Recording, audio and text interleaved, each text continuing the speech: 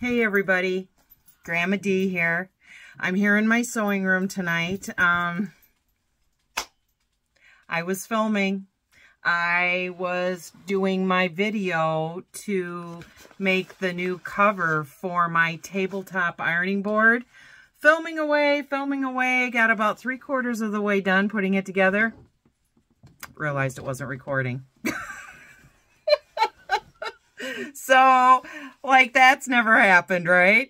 So, we're just going to talk about it. I thought you would like to see it.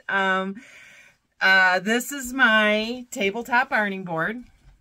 I bought this at a garage sale, like, I don't know, 7 or 8 years ago. And it had this on it. It had this cover on it, which at the time wasn't in too bad a shape, but it has a pretty good hole in it here now. It was tearing. It was getting wore out. And the inner part was just that little foam. Plus, it was kind of coming apart. It's like press board, so it was shedding real bad. And it also had, I don't even know if I have them anymore. It had little legs on it, little wooden legs on it. Here they are. No, that's not it. That's a spool of thread. It had little wooden legs on it, so it stood about this high off the table. And I took the legs off because the one was getting rickety and it wouldn't stay in anymore. It had 2 up here and 2 down here. And I wanted to cover it for a long time. Well, I got this beautiful green fabric from a Reb Fab Stash sale. I am a Reb Fab Stash affiliate, and their link will be in the notes below this video. They are a quilt shop out in Idaho, and if you would like to take a look at what they have and use my link, I would very much appreciate it. I would earn a small commission from that, and it would help them out as well. So what I did was I used this piece of cotton fabric for the top. I took an old bed sheet that I've been cutting up, and I had a piece big enough left to cover the bottom of this, and I made a backing for this to kind of encapsulate it on the inside because it was shedding all over the place. So I did that, and then I cut it to fit. I stapled it all on, and for the inside, I used this insulated it's called heat resistant batting. This is from Lori Holt. And I got this also on a Reb Fab Stash Live. Christy does live events every Wednesday and Friday. Friday in the earlier part of the day, and Wednesday on the Eastern time zone is in the evenings. It's 4 o'clock in Idaho when they start, and it's like 7 o'clock here.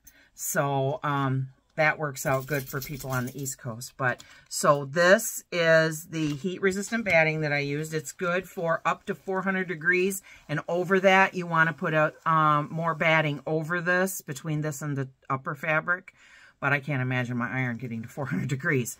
So, and then it has this nice batting on the back. Not super thick, but it will do the job just fine. It's really nice. It worked just fine. And I've put this between my board and my top fabric. And again, this was my top fabric that I used. Isn't that pretty? It's a bias print plaid with green and like a soft white. And I thought that would be really pretty. Nice replacement for this old thing that's going into the trash. And as I've said in past videos, I am an avid upcycler, recycler. Okay?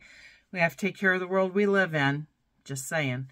So this board now has 20 years of new life breathed into it. And I'm so excited. I've been wanting to do this for a long time. And I'll show you where I put it, right here on my table, right by my sewing machine. It sits right here next to my ironing board. Or next to my stand-up ironing board that's right here if I need it sometimes. And next to my irons. So I'll show you what that looks like. Okay, so here is my stand. This is where I set my 2 irons, my big Sunbeam, and this is my little guy, my Mighty Notions iron that I also got from Christy at Reb Fab Stash. This iron's ironing board sits right here. And a lot of times I have another cutting mat underneath here. And then I can trim and do things like that. And I keep all my rulers and such right there. And this little guy I just love. This is really nice.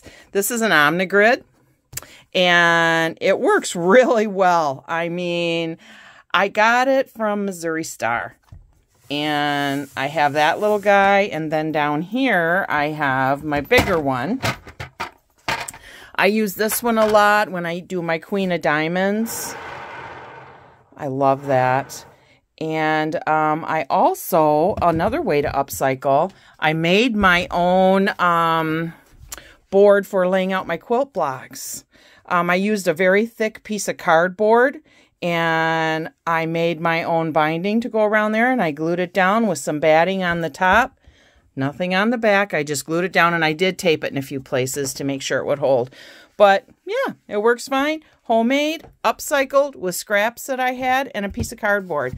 So you can do that, and you don't need to spend a ton of money.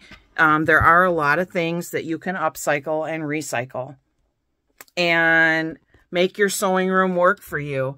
It just takes a little ingenuity sometimes to think about it and make it work. But I am so stoked about recovering this ironing board. Dude, this is so nice. I love it.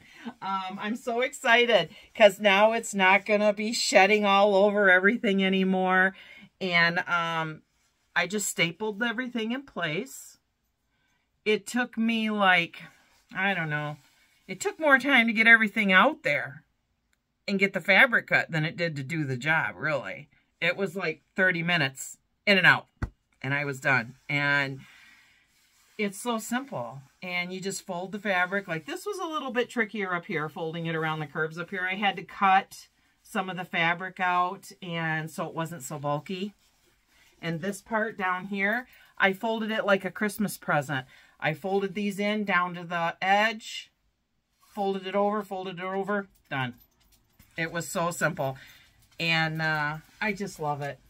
I'm so happy with it. And I hope that you will recover an old ironing board that you might have laying around. You could even recover your large ironing board, make a cover for that pretty simply with some elastic, and use your original one, like my original one right here. You could, you know, measure your top, lay it out, measure it, cut a piece, sew some elastic around that bad boy, and snap it on there. I mean, that's all there really is to it. And so, yeah, I apologize that we did not get a how-to video because I was filming. And I looked over at my phone and it wasn't filming. I was like, ugh. So, anyway, so this is Grandma D saying, I hope you have a better day tomorrow. And I hope you have a great evening. And we will be back with some more productive sewing videos where the filming is actually happening. And we'll talk soon. And you have a wonderful night. And so this is Grandma D with her new ironing board, signing off. Bye-bye for now.